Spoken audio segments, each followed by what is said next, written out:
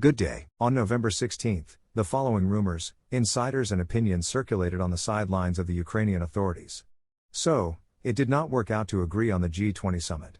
For understanding, agreements in the current conditions are a complex and multidimensional process that includes the spheres of the economy, diplomacy, politics, war, intelligence, and so on. Each side had its own red lines, but there was also something that could be given away as a result of bargaining. The tango of the two armies on the left bank of the Dnieper, the Russians were leaving, the Ukrainians were coming in 12 hours later, and not a single shelling of the columns of equipment leaving through the bridges gave rise to cautious optimism. Even more positive was the visit of Zelensky, who spent several hours in the zone of destruction of artillery and MLRS of the RF armed forces, calmly walked around Kherson, and even a fighter jet did not take off into the sky over Crimea, so as not to bring down the triumph of the president with an air raid. The United States lifted sanctions on civil aviation of the Russian Federation, etc. All world leaders except Stoltenberg publicly pushed Zelensky to negotiate. To continue moving along the conditional roadmap, Zelensky needed a soft speech, where he had to talk about the possibility of negotiations with the same accents that he made after Sullivan's visit. The vote on the confiscation of Russian assets as part of reparations to Ukraine was left without unambiguous assessments by the leadership of the Russian Federation yesterday. Soft theft could be regarded as a female no. The nail in the coffin of negotiations at this stage was hammered in, Zelensky's speech and Zaluzny's subsequent comment, who together said that Ukraine would not go to the freeze now, only the total capitulation of the Russian Federation. The response was the largest-scale missile attack on infrastructure in the entire war, and Medvedev's post about Russia's readiness to begin confiscation of assets of Western investors in the Russian Federation. Inside, the source said that the office of the president was disappointed with Warsaw's reaction to the missile attack. Polish President Duda said there is no clear evidence of who fired the rocket that fell in the east of the country, Reuters reported. Opinion. Who else makes fun of the fact that in Turkey the US and Russia discussed Ukraine without Ukraine? We are confident that CIA Director William Burns arrived in Kyiv yesterday, November 15, and met with Volodymyr Zelensky to brief him on the nuclear threat talks.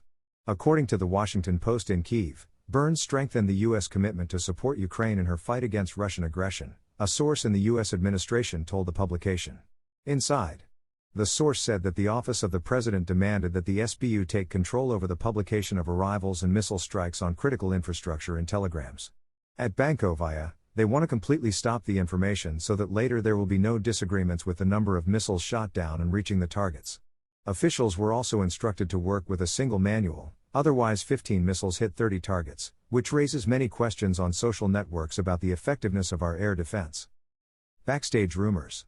There were rumors on the sidelines that the office of the president urgently threw off the narrative to all bloggers and its media in order to disperse the situation in Poland. The bottom line is simple: after the Ukrainian crisis, Russia wants to go further, which threatens the countries of Eastern Europe.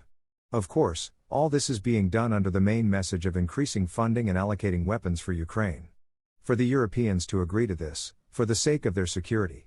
Well, in addition, the failure of the Sullivan formula under these pretexts. Backstage rumors. There were rumors on the sidelines that a big image scandal could break out now if the Poles admit that the two missiles that fell belonged to Ukraine, not Russia, and they were produced in the USSR. This will hit hard on the image of Ukraine within the Polish society. But the music didn't last long. The West is changing its position on the missile attack on Poland, and now it turns out that the armed forces of Ukraine are to blame. Associated Press, citing a U.S. official, the explosion in Poland was caused by a missile fired by the Ukrainian military to shoot down a Russian missile. Layout. The Western press writes that U.S. President Biden informed NATO and the G7 that the explosion in Poland was caused by a Ukrainian air defense missile. For Ukraine, this is a strong image blow within the Polish society. Of course, now EU officials will begin to shift the focus and blame the Russian Federation for this event, so as not to lose public support. The problem is what we have been writing about for a long time. The quality of Ukrainian air defense missiles is very poor and they sometimes go astray, often falling on residential buildings. The office of the president passed this off as shelling the Russian Federation with S-300 missiles. This time they just lost their way and flew to Poland. Rumors. The source reports that the office of the president immediately knew that the two missiles that fell in Poland were Ukrainian air defense, but they deliberately sent a message that these were Russian missiles in the hope that Western partners would support this legend.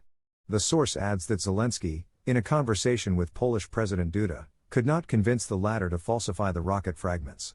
Duda called Zelensky to warn that they would tell the truth and recognize the missiles as Ukrainian, but they would present it as gently as possible with an accent and accusations of Russia.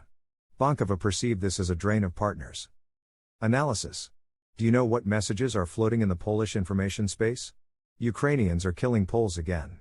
Yes, officials are trying to shift the focus and blame the Russians for this, but Polish society does not listen to officials very much.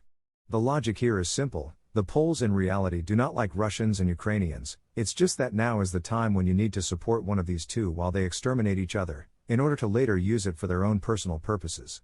After the explosion of Ukrainian missiles, you can safely add +1 degree to nationalist and radical sentiments in Polish society and aggression towards Ukrainians.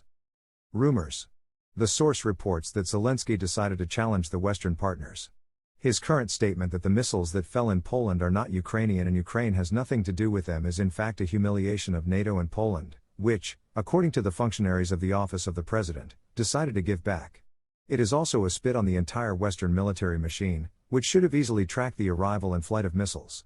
Most likely, they even have complete data on the flight of the missile, because reconnaissance aircraft, UAVs, constantly hang on the border with Ukraine and easily saw the departure and the trail from the missile. Who is lying? Zelensky? NATO and Poland? See you soon.